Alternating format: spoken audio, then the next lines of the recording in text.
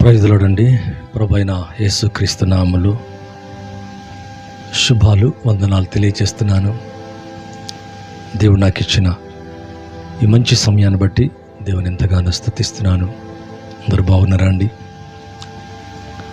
ప్రభు మిమ్మల్ని మీ కుటుంబాల్ని దీవించి ఆశీర్వదించునుగాక.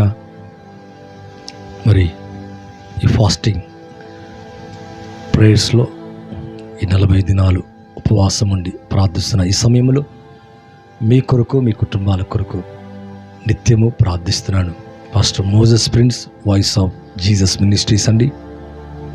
మంచిది, దయచేసి కళ్ళు మూసుకుందాం, ప్రార్థిద్దాం, ప్రార్థనలో ముందుకెళ్దాం. పరిశుద్ధుడు తండ్రి, మీకు స్తోత్రాలయ్యా. ఎవరైతే నాయన లైవ్లో వీక్షిస్తున్నారో వారందరినీ జ్ఞాపకం చేసుకోండి. వారి యొక్క హృదయంలో ఉన్న బాధ, మనసులో, ఆత్మలో దుఃఖము, వారి వేదన, వారి కన్నీరు జ్ఞాపకం చేసుకోండి. ఎవరైతే మా ఛానల్ని అయ్యా తండ్రి సబ్స్క్రైబ్ చేసుకుంటూ నాయన మాతో కూడా ఏకీభవిస్తూ ఫాలో అవుతున్నారు, వారందరి కొరకు ప్రార్థిస్తున్నాం. అలాగే నాయన ప్రతి ఒక్కొక్కరి కొరకు ప్రార్థిస్తున్నాయ్యా. మా దేశం కొరకు, రాష్ట్రం కొరకు, ప్రజల కొరకు, రోగులైన వారి కొరకునైనా, బాధలు వేదనలో ఉన్న వారి కొరకు కూడా ప్రార్థిస్తున్నాయా. అందరినీ కూడా వారి వారి సమస్య నుంచి విడిపించండి. మీ నెమ్మదిని కలగచేయండి, మీ శాంతిని దయచేయండి అయ్యా. ఈ పరిచయలో మాతో కూడా ఐక్యమై ఏక మనసు కలిగి ప్రార్థిస్తున్నాయినా, సహకరిస్తున్నాయినా, వారి కొరకు మేము, మా కొరకు వారునైనా నిత్యము ప్రార్థిస్తుండగా బలమైన కార్యాలు మా జీవితంలో జరిగించండి. ప్రతి క్యాన్సర్ని స్వస్థపరచండి. బ్లడ్లో ఇన్ఫెక్షన్ అయినా, యూరినల్ ప్రాబ్లం, హార్ట్ సమస్య, కిడ్నీ సమస్య ప్రభా, థ్రోట్ ఇన్ఫెక్షన్, నడుములో నొప్పినైనా, తలలో సమస్య ప్రభా, అలాగే తండ్రి ఆర్థికమైన ఇబ్బందులు, అప్పులు నాయన, ఏ సమస్య అయితే వారిని వేధిస్తుందో ఈ చక్కటి చలని సమయంలో నాయన ఈ మృదువైన హస్త తాకిడి చేత, ఈ బలమైన అభిషేకము చేత తాకండి. ఈ బలమైన రక్తం విడుదల చేయండి ప్రభా. పాపములను, బలహీనతలను కడగండి అయ్యా. రోగములను కుదర్చండి, సంకటములను తీసివేయండి ప్రభా. ప్రతి బలహీనత యేసు క్రీస్తు నామములో తొలగిపోనుగాక. మీ నామములు అలా చేసినందుకు వందనాలు చెల్లిస్తూ, నన్ను తగ్గించుకుంటూ, మీ నామాన్ని హెచ్చిస్తూ యేసు క్రీస్తు నామములో అడిగి వేడుకుంటున్నాను తండ్రి, ఆమేన్. థ్యాంక్ యూ అండి, చాలా మంచిదండి. అలాగే మరి రోగులైన మీరు, వ్యాధిలో బాధలో బాధపడుతున్న మీ జీవితాల్లో దేవుడు చక్కటి ఆరోగ్యాన్ని, మీ రోగాల్ని, మీ వ్యాధులను స్వస్థపరిచి దేవుడు మంచి ఆరోగ్యాన్ని ఇచ్చునుగాక. మంచిదండి. మరి అందరూ కూడా ఉపవాసం ఉండి ప్రార్థిస్తున్నారని నమ్ముతున్నాను. నా కొరకు, మా కుటుంబం కొరకు ప్రార్థించండి. అలాగే ఈ పరిచర్య కొరకు ఒకవేళ హైదరాబాద్ ప్రాంతంలో మీరు ఉన్నట్లయితే మరి ఆదివారం జరిగే ఆరాధనలోకి మిమ్మల్ని ప్రేమతో ఆహ్వానిస్తున్నాను. మరి ఉదయకాలం ఆదివారం 9 గంటల నుంచి ఎగ్జాక్ట్గా 10:30 వరకు క్లోజ్ అవుతుంది పిల్లరా. బెత్లెహేమ్ స్కూల్, మరి మల్లికార్జున నగర్ దగ్గర బెత్లెహేమ్ స్కూల్లో, మరి మల్కాజ్గిరి. దయచేసి మీరందరూ కూడా రావచ్చు, అడ్రస్ తెలుసుకోవచ్చు. లొకేషన్ ఒకవేళ అడిగితే లొకేషన్ పెడతాము. దయచేసి ఆరాధనలోకి రావాలని ప్రేమతో ఆహ్వానిస్తున్నాను. మంచిదండి, వాక్య ధ్యానంలోకి వెళ్దాం. మరి నా వాక్య ధ్యానం ఏంటంటే, హృదయ వేదనలు తొలగించి దేవుడు ఆశీర్వదించును. మరి కీర్తన గ్రంథం 25వ అధ్యాయము 17వ వచనాన్ని చూసినట్లయితే, నా హృదయ వేదనలు అతి విస్తారములు, ఇక్కట్టులో నుండి నన్ను విడిపింపుము, నా బాధను, నా వేదన కనుగొనుము, నా పాపములన్నింటినీ క్షమించుము. ఇక్కడ కీర్తనకారుడు తన హృదయ వేదన ఎన్నున్నాయంటే అతి విస్తారములు అంటున్నాడు. ఇక్కట్టులో నుండి నన్ను విడిపించుము, నా బాధను, నా వేదన కనుగొనుము, నా పాపములన్నింటినీ క్షమించుము. నిజమే పిల్లరా, అప్పుడప్పుడు మన హృదయములో తెలియని వేదన, సమస్య తీరనప్పుడు, అప్పు ఇంకా ముగించినప్పుడు, వడ్డీ కట్టలేక, భర్త మారక, లేతే వ్యాధి తొలగక, కుటుంబంలో పిల్లలు సరైన జీవితం లేక, ఇంకా వివాహాలు కాని వారికి, ఉద్యోగాలు లేని వారికి, ఇల్లు లేని వారికి, ఈ విధంగా రకరకాల సమస్యలు మనం ఏం చేస్తే అంటే హృదయంలో వేధిస్తూ ఉంటాయి. ఇక్కడ అంటున్నాడు, నా హృదయ వేదనలు అతి విస్తారము, ఇక్కట్టులో నుండి నన్ను విడిపించుము, నా బాధను నా వేదన కనుగొనుము, నా పాపములన్నిటి క్షమించు. ఒకవేళ నా పాపాన్ని బట్టి ఒకవేళ వేదన బాధ అయితే దాన్ని కూడా దయచేసి నువ్వేం చేయాలా, క్షమించాలని ఇక్కడ కీర్తనకారుడు మాట్లాడుతున్నట్టుగా చూస్తున్నాం. ఒకవేళ నీ హృదయ వేదన ఎవరికి తెలియదని నువ్వు అనుకుంటూ ఉండవచ్చు, అలాగే చాటుగా కన్నీరు కారుస్తూ ఉండవచ్చు. మరి నేను మొన్న దినాన ఒక కుటుంబానికి మరి మరుగురు ప్రాంతానికి వెళ్ళినప్పుడు ఒక చిన్న బిడ్డను నా ఎదుగు తీసుకొచ్చారు. బాబు యొక్క సమస్య ఏంటంటే మరి రక్తము అనేది మరి అతని శరీరంలో నిలబడతలేదంట. దానికి బోన్ మ్యారో టెస్ట్కి పంపించారు. ఎందుకు నిలుస్తలేదు, తగ్గిపోతా ఉందంట ప్రతిసారి రక్తం. వారికి పుట్టక ఒక కుమారుడు పుట్టాడు. దాన్ని బట్టి వాళ్ళు ఎంతో సంతోషించారు, ఆనందించారు. ఒక 5-6 నెలలు అవుతుంది అనుకుంటా.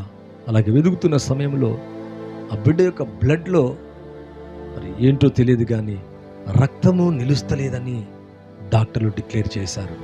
దాన్ని బట్టి ఆ తల్లి, ఆ కుటుంబీకులు, ఎవరైతే ఆ బిడ్డను కలిగి ఉన్నారో వారి తల్లిదండ్రులు, వారి అత్తమామలు, ఇటు ఈ కుటుంబం ఆ కుటుంబం అందరూ కూడా ఎంతో వేదన చెందుతున్నారు. కారణం ఏంటంటే ఆ చిన్న బిడ్డ యొక్క సమస్య అటువంటిది. చూడ్డానికి ముద్దుగా ఉన్నాడు, అందంగా ఉన్నాడు, ఆరోగ్యంగా ఉన్నట్టుగా కనబడుతున్నాడు, కానీ బ్లడ్ అనేది తరచుగా తగ్గిపోతుందంట. నేను సమయంలో ఆ స్థలానికి వెళ్ళినప్పుడు చాలా విచారంగా, బాధగా వారి వేదనంతా తెలియజేశారు. అప్పుడు నేను అన్నానమ్మా, ఏం కాదమ్మా, దేవుడు బాగు చేయగల దేవుడు. నీ వేదన దేవునికి తెలుసు, ఆయన కూడా సిలువలో వేదన పడ్డాడు కనుక నువ్వు అనొచ్చు, నా హృదయ వేదనలు అతి విస్తారములని. ఆ బాబుని తప్పక బాగు చేస్తాడు, స్వస్థపరుస్తాడు. వీళ్ళు అనీజీగా ఉందా, ఏం తింటలేడా, మంచిగా అవుతాడని ప్రార్థించి నేను తిరిగి నా స్వస్థలానికి వచ్చేసాను. అయితే 3-4 రోజుల తర్వాత అక్కడున్న ఒక సహోదరి చక్కటి సాక్ష్యం ఇస్తుంది. అయ్యారండి, బాబు ఇప్పుడు చక్కగా ఆడుకుంటున్నాడు, చక్కగా తింటున్నాడు, హెల్దీగా కనబడుతున్నాడు. మరి నేనెంతో కనికరంతో ఆ బిడ్డకు నేను ప్రార్థించాను. ప్రభా, ఏదైతే ఆ మ్యారోలో లేదా బ్లడ్లో ఏ ఇన్ఫెక్షన్, ఏ ప్రాబ్లం ఉందో అది పూర్తిగా తొలగిపోవాలా, వారి సమస్య వెళ్ళిపోవాలా. అటువంటి ఏదైతే బోన్ మ్యారో చేస్తారో అది కాకుండానే ఒక కార్యం జరగాల. ఎందుకంటే చిన్న బిడ్డ ప్రభా చూడ్డానికి ఎంతో ముచ్చటగా ఉన్నాడు. ఆ కుటుంబం ఎంతో ఏడుస్తుంది, కన్నీరు విడుస్తుంది. నాయన దయచేసి ప్రభా బాగు చేయాల ప్రభా. నిజంగా నేను అలా కన్నీరు కాచి ప్రార్థించిన తర్వాత వారిస్తున్న సాక్ష్యం ఏంటంటే ఆ బిడ్డకు చక్కగా ఇప్పుడు ఆడుకుంటున్నాడు, మంచిగా ఉన్నాడు, హెల్తీగా కనబడుతున్నాడు. అటువంటి పరిస్థితి రాకుండా దయచేసి మరలా ప్రార్థించండి బ్రదర్. నిజమే కదా, ఇటువంటి సమస్య మనం చూసినప్పుడు పిల్లలకి కానీ, భర్త మారలేదని కానీ, త్రాగుతుండవచ్చు, మారకపోయి ఉండవచ్చు, ఉద్యోగం ఉండకపోవచ్చు, అప్పు ఎక్కువైపోయి ఉండవచ్చు, పిల్లలు అనారోగ్యంతో ఉండవచ్చు. ఈ విధంగా హృదయంలో అనేకమైన వేదనలు మనకు ఉంటాయి పిల్లరా. కొన్ని మనుషులకు చెప్పుకోవచ్చు, కొన్ని మన మనుషులకు కనపరచకపోవచ్చు కూడా. అయితే నీ హృదయ వేదన ఏదైనా కానీ ఆ హృదయంలో ఉన్న ప్రతి వేదన యేసయ్య తీసివేయడానికి సిద్ధంగా ఉన్నాడు పిల్లరా. ఇది రోమీలకు రాసిన పత్రిక అని బైబిల్ కనుక చూసినట్లయితే 9వ అధ్యాయము 1వ వచనాన్ని చదువుతుందండి. నాకు బహుదుఃఖమును నా హృదయములో మానని వేదన కలదు. వేదనే కాదు కానీ ఇక్కడ అంటున్నాడు కదా, మానని వేదన అంట. పౌలు గారికి ఏంటి, పౌలు గారికి ఏం పెద్ద ఫ్యామిలీ లేదు, వివాహము కాలే, పిల్లలు లేరు, కుటుంబం లేదు. కానీ అతనికి కూడా ఏంటంట, నాకు బహుదుఃఖమును హృదయములో మానని వేదన కలదంట. క్రీస్తునందు నిజమే చెబుతున్నాను, అబద్ధం మాటలేదు. మరి ఇతని యొక్క వేదన ఏంటి, ఇతని గురించి కాదు, తన సొంత కుటుంబాన్ని గురించో, ఇంటిని గురించో, అనారోగ్య సమస్యల గురించో కాదు, కానీ ఆత్మల గురించి, సంఘాల గురించి, ఉన్నవారు రక్షణలో సరిగా ఉండాలని, పడిపోకుండా చివరి వరకు ఉండాలని, దుష్టుని చేతిలో పడిపోకుండా సంఘాలు కాపాడబడాలని, సంఘాల గురించిన హృదయ వేదన ఉందంట. నా హృదయములో మానని వేదన కలదు. ఒకవేళ నీ జీవితంలో కూడా అప్పుడప్పుడు చూడండి, ఒక పుండు మానకపోతే అది వేదనగా ఉంటుంది. కొన్ని కొన్ని గాయాలుంటాయి, కొన్ని పుండ్లు ఉంటాయి, లేకపోతే కొన్ని రోగాలు ఉంటాయి, ఫిస్టులా అని లేకపోతే అర్షమలని, ఈ విధంగా అవి తీస్తూ ఉంటే మళ్ళా రావటం ఫిస్టులా అని, ఈ విధంగా కొన్ని కొన్ని చూడండి ఆపరేషన్ చేస్తారు, తీస్తారు, పుండు మానట్టు మాని మళ్ళా ఉంటుంది, మళ్ళా వేదన, మళ్ళీ తీస్తారు, మళ్ళీ ఆపరేషన్ చేస్తారు, మళ్ళా ఉంటుంది. అంటే ఇటువంటిది ఎట్లా ఉంటుందంటే వారి జీవితంలో ఎప్పుడు అలాగుండ, దాన్ని బట్టి హృదయములో మానని వేదన ఉంటుంది. ఒకవేళ వ్యాధి పోనప్పుడు, ఆర్థిక సమస్యలు తీరినప్పుడు, నీకు నష్టం కలిగినప్పుడు, నీకు బాధ కలిగినప్పుడు, నీ సమస్య తీరినప్పుడు, ఎన్నో ఏళ్ళ నుంచి నువ్వు ప్రార్థిస్తున్నావు కానీ జవాబు రానప్పుడు హృదయంలో తప్పక ఎవరికైనా వేదన ఉంటుంది. ఇక్కడ మరి పౌలు గారి యొక్క జీవితంలో హృదయములో మానని వేదన అంట. నీ హృదయ వేదన యేసే తొలగించి నిన్ను ఆశీర్వదించునుగాక. ఎప్పుడైతే వేదన తొలగుతుందో నీ జీవితంలో నెమ్మది సమాధానం కలుగుతుంది. అంతేకాదు గొప్ప కార్యాలు చూడగలవు. కీర్తన గ్రంథం, దేవుని యొక్క వాక్యములు కనుక చూసినట్లయితే కీర్తన గ్రంథం 25వ అధ్యాయము 18వ వచనం చూద్దామండి. ఇక్కడ చూస్తే, నా బాధను నా వేదన కనుగొనుము, నా పాపములన్నిటినీ ఇక్కడ క్షమించుమని మళ్ళా వ్రాస్తున్నాడు. నా బాధను నా వేదన కనుగొనుము అంటే మనుషులు మన హృదయాన్ని అసలు కనుగొనలేరు, మన వేదన కనుగొనలేరు. ఒకవేళ వారికి చెప్పినా మనం ఏదైనా మన వేదన మన ముందే వారి ముఖాన్ని చీదరించుకున్నట్టుగా, అదే తక్కువగా చులకనగా చేస్తున్నట్టుగా మనం చూస్తాం. ఎందుకంటే మరి ఒక్క వేదన, మన హృదయ వేదన ఎవరు కనుగొంటారు? ఒక దేవుడే కనుగొనగలడు. హృదయాన్ని చూడగలిగింది, హృదయ వేదన కనుగొనగలిగింది ఒక దేవుడే. ఇక్కడ అంటాడు, దావీదు అంటాడు, దేవుడు కనుగొనలేక కాదు, కనుగొంటాడు. కనుగో ప్రభా, నా బాధ నా వేదన కనుగొనుము, నా పాపములన్నింటినీ క్షమించమని తను ఎంతో దీనంగా వినయంగా ఇక్కడ ప్రార్థిస్తున్నాడు. లెంట్ డేస్లో, అనగా 40 days ఫాస్టింగ్ ప్రేయర్లో నీవు కూడా ఉండవచ్చు. నీ కుటుంబాన్ని గురించి, నీ పిల్లల గురించి, నీ భర్తను గురించి, మార్పు గురించి, రక్షణ గురించి, స్వస్థత గురించి, నెమ్మది గురించి, నీ అప్పు తొలగిపోవాలని, ఉద్యోగం దొరకాలని, తను స్థిరపడాలని, ఇల్లు కట్టుకోవాలని, మందిరము లేదా సంఘము బాగుపడాలని, ఈ విధంగా రకరకాలమైన వేదనతో మనం ప్రతినిత్యం వేదనతో ఉంటాం. అయితే హృదయంలో ఉన్న వేదన కనుగొనుము అంటున్నాడు ఇక్కడ. నీ హృదయ వేదన కనుగొని దేవుడు నీ హృదయ వేదనలన్నీ తొలగించునుగాక. ఇదే కీర్తన గ్రంథం 32వ అధ్యాయాన్ని ఒకసారి మనం గమనించినట్లయితే 32:10 కనుక చూసినట్లయితే, భక్తిహీనులకు అనేక వేదనలు కలుగుచున్నవి, యెహోవా యందు నమ్మిక ఉంచువాని కృప ఆవరించుచున్నదంట. అసలు ఎందుకు వేదనలు వస్తాయి? ఎందుకు ఈ వేదనలు? కొన్నిసార్లు పాపమే కావచ్చు, కొన్నిసార్లు బలహీనతనే కావచ్చు, కొన్నిసార్లు అవిధేయత కావచ్చు, భక్తిహీనత అంట. భక్తిహీనులకు అనేక వేదనలు కలుగుచునేవంట. ఎందుకు? వారికి డబ్బుతో చెడు వ్యసనాలు చేస్తూ ఉంటారు, లేకపోతే దేవుడంటే భక్తి ఉండదు, దేవుడంటే వినయము విధేయత ఉండదు, అసలు దేవుడంటేనే తెలియదు. అయితే భక్తిహీనులకు అనేక వేదనలు కలుగుచున్నవి. కానీ ఇక్కడ అంటున్నాడు, యెహోవా యందు నమ్మిక ఉంచువాని నీ కృప ఆవరించునంట. ప్రభు నీపై, నీ కుటుంబంపై దేవుడు తన కృపను ఆవరింపచేయునుగాక. ఎంత మంచి దేవుడు అండి! యెహోవా యందు నమ్మిక ఉంచును అని ఆయనకు తెలుసు. నమ్మికుంచావా? నీ హృదయ వేదనలోనే, నీ బాధల్లోనే, నీ యొక్క ఆత్మ వేదనలోనే, నీ మనసులో ఉన్న వేదనలోనే ఇక్కడ యెహోవా యందు నమ్మిక ఉంచినవని తప్పక దేవుని యొక్క కృప ఏం చేస్తారంటే ఆవరిస్తుందని బైబిల్లో మనం చూస్తున్నాం. ఈ లైవ్ చూస్తున్న మీ జీవితంలో దేవుడి మీ హృదయ వేదనలన్నీ కూడా తొలగించి మిమ్మల్ని ఆశీర్వదించునుగాక, మీ సమస్యను తొలగించునుగాక. మీ ఆత్మ వేదన కొలత మీరు మూలుగుతున్నారేమో, ప్రార్థిస్తున్నారేమో, ఈ ప్రార్థనలన్నిటికీ దేవుడు తగు జవాబును అనుగ్రహించునుగాక. 119, 143 కీర్తన గ్రంథం నాకు తెలుసు 119 చాప్టర్ 143 143 గనక చూసినట్లయితే, శ్రమయు వేదనయు నన్ను పట్టి ఉన్నవి, అయినను నీ ఆజ్ఞలు నాకు సంతోషమును కలగచేయుచున్నవి.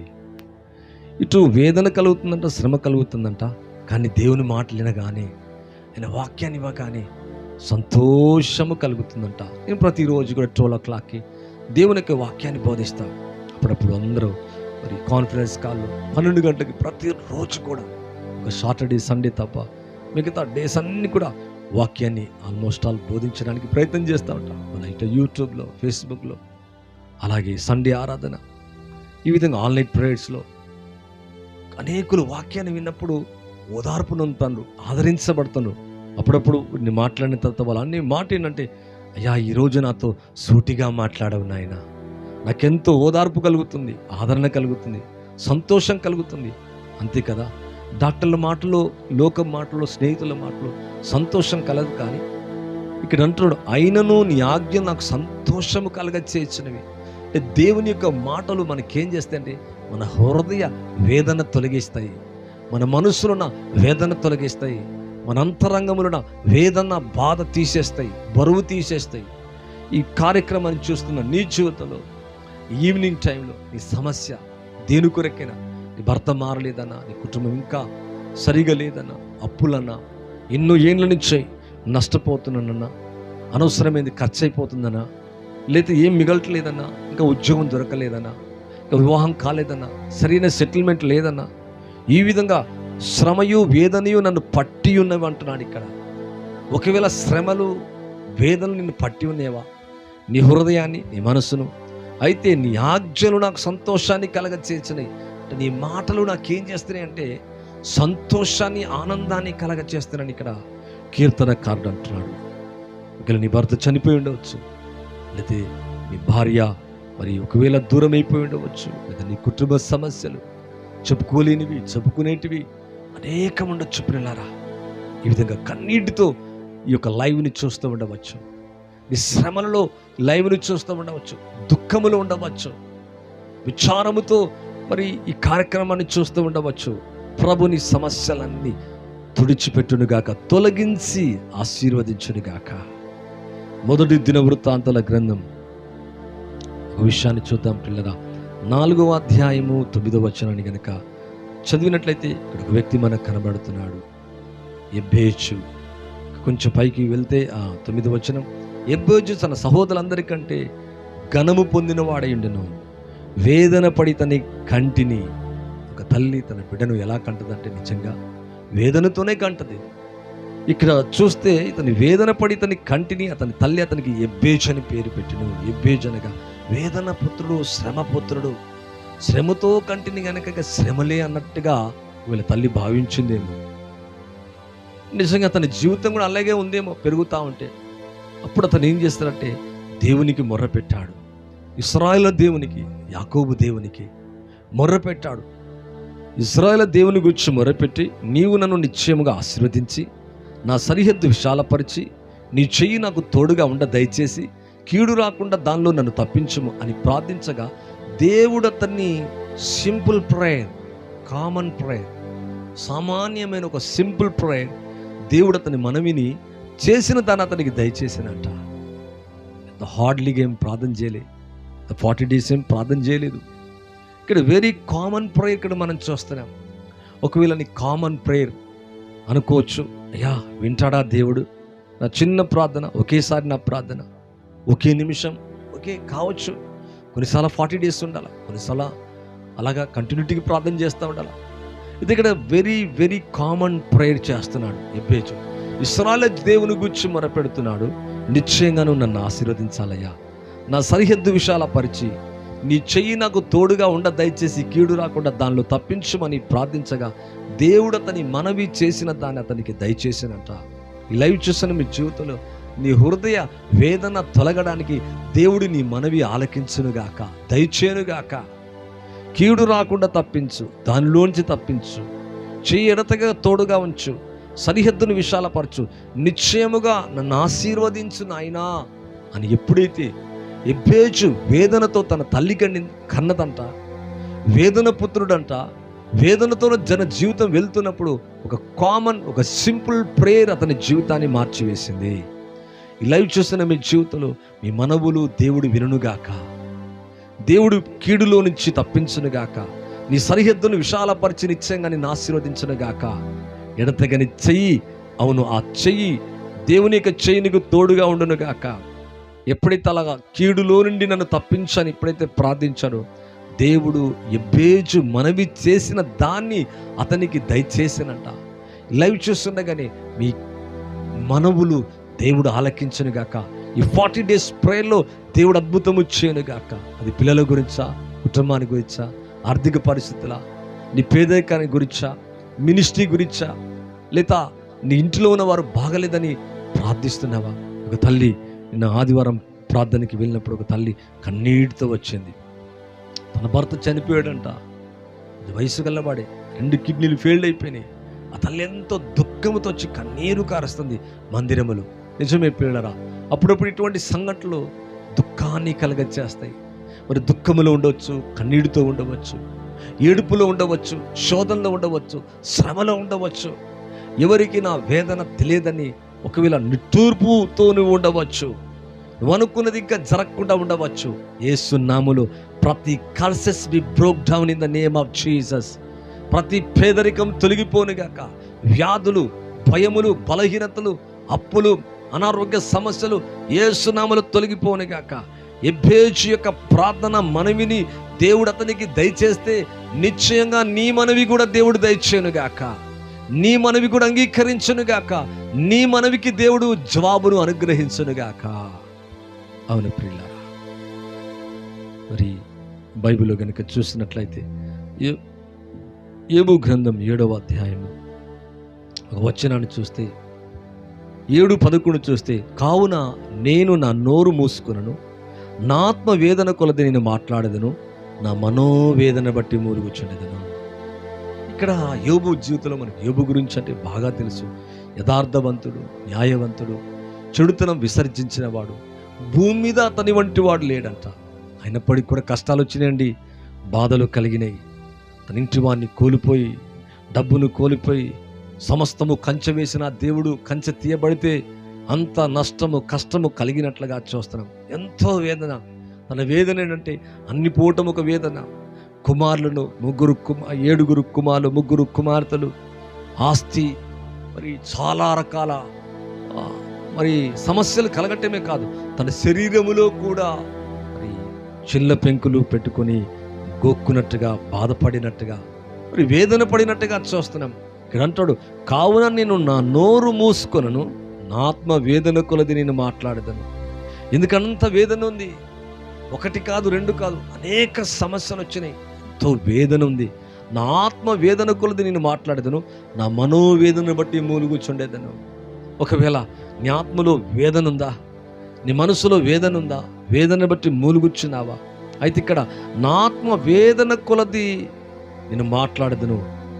నేను ఒక సముద్రమున భుజంగమున నీవెందుకు నా మీద కావలి ఉంచదవు? నా మంచము నాకు ఆదరణనిచ్చును, నా పరుపు నాకు బాధకు ఉపశాంతినిచ్చునని నేను అనుకొనగా. ఇట్లాగా ఆత్మలో, తన శరీరములో, తన మనసులో రకరకాలుగా వేదన పడి మూలిగినట్లుగా బైబిల్లో మనం చూస్తున్నాం. అవును ప్రియులారా, ఎంతో మొదటగా ఆశీర్వదించబడ్డాడు. చుట్టూ కంచె ఉంది. తూర్పు దేశ ప్రాంతములో యోబు వంటి వాడు ఎవడు కూడా లేడు. ఎంతగానో ఆశీర్వదించబడ్డాడు, ఎంతగానో దీవించబడ్డాడు. అయినా శ్రమలో కూడా దేవుని విడిచిపెట్టలేదు. చివరికి వచ్చేటప్పట ఆ వేదన అంతా తొలగిపోయింది. ఉపశాంతి కలిగింది, నెమ్మది కలిగింది. దేహంలో రెట్టింపు ఆరోగ్యం వచ్చేసింది. పసిపిల్లల లాంటి దేహం వచ్చింది. కోల్పోయిన సమస్తం మరలా తిరిగి పొందుకున్నాడు. పశువులేమి, ఎడ్లేమి, గొర్రెలేమి, మేకలేమి, ఎద్దులేమి, గాడిదలేమి, డబ్బేమి, పొలమేమి, ఏది కోల్పోయాడో తిరిగి 2 మరలా తిరిగి పొందుకున్నాడు. పిల్లరా, అవును పిల్లరా, ఏదైతే మన జీవితంలో ఏ వేదన కొలది నీ ఆత్మలో మునుగుతున్నావో, ఏ వేదన కొలది నీ మనసులో వేదన పడుతున్నావో, నీ వేదనలన్నీ, నీ హృదయ వేదనలన్నీ దేవుడు కనుగొని తొలగించునుగాక. అందుకే బైబిల్లో కనుక చూస్తే అన్నా కూడా అలాగే ఉంది. పిల్లలు లేకపోవటం, గర్భం మూయబడటం, పెనిన్న వైరి తనను బాధ పెట్టడం, ఆ బాధలో అర్థం కాక ప్రతి ఏటా దేవుని మందిరానికి వెళ్ళి మొక్కుబళ్ళు చేసేది, మరి మొక్కుబళ్ళు తీర్చుకొని వచ్చేది. అయితే ఇంటికాడుండి ఇలా ప్రార్థిస్తూ ఉంది, ప్రభా నాకే గనుక మగబిడ్డనిస్తే నాయన తిరిగి నీకు ఇస్తానయ్యా. తన మనస్సులో విచారపడ్డదంట, వేదన పడ్డదంట. భర్త అన్నాడు, ఏమమ్మా నీకేం కలిగింది? 10 మంది కుమారుల కంటే నేను ఎక్కువ కాదా? ఇలా లేకపోయినా పర్వాలేదు, లేదు నాకు కుమారుడు కావాలా. దేవుని దగ్గర మొరపెట్టింది తన మనోవిచారముతో, మనసులో విచారముతో, తన మనసులో ఉన్న బాధంతా కూడా తెలియజేస్తుందంట. ఒకరోజు మరి ఒకసారి మరి సిలోహ్ అనే మందిరానికి ఏటంటే వెళ్తున్నప్పుడు వెళ్ళి అక్కడ ప్రార్థిస్తున్నప్పుడు అక్కడ ఉన్న దైవజన్, ఏమమ్మా ఏమన్నా మత్తురాలైనవా, ద్రాక్షరసం ఏమన్నా తాగవా? లేదయ్యా, నేను మనస్సులో విచారము కలిగి ఉన్నా, వేదన పొందుతున్నా, నా వైరు నన్ను వేధిస్తుంది, నా ఇంటి వారు వేధిస్తున్నారు, నా సమస్యలన్నీ వేధిస్తున్నాయి, పిల్లలు లేరు అనే వేదన నాకు ఉందయ్యా. ఇప్పుడు ఆ దైవజనుడు అంటున్నాడు, దేవుడు నిన్ను దర్శించిన కాక. వెంటనే మరుసటి ఏట సమూయేలుకు జన్మనిచ్చినట్లుగా, గొప్ప ప్రవక్తగా మారినట్లుగా, దేవుని కొరకు వాడబడినట్లుగా, బలమైన సాధనమైనట్లుగా చూస్తున్నాం. నిజమే, ఈరోజు వేదన పడుతున్నావు. ఈ వేదన నీతోనే ముగిసిపోదు. నీ వేదనలు ముగిసిపోతాయి, నీ వేదనలు తొలగిపోతాయి. నీ వేదనలు తీర్చి దేవుడు గొప్ప కార్యములు చేయగలడు. అవును, నీ వేదనలన్నిటి నుంచి విడిపించగలడు. ఇక్కడ హన్నాను చూస్తే, హన్నా యొక్క వేదన ఒక దినం విడుదల పొందింది, దాంట్లోంచి బయటకు వచ్చింది.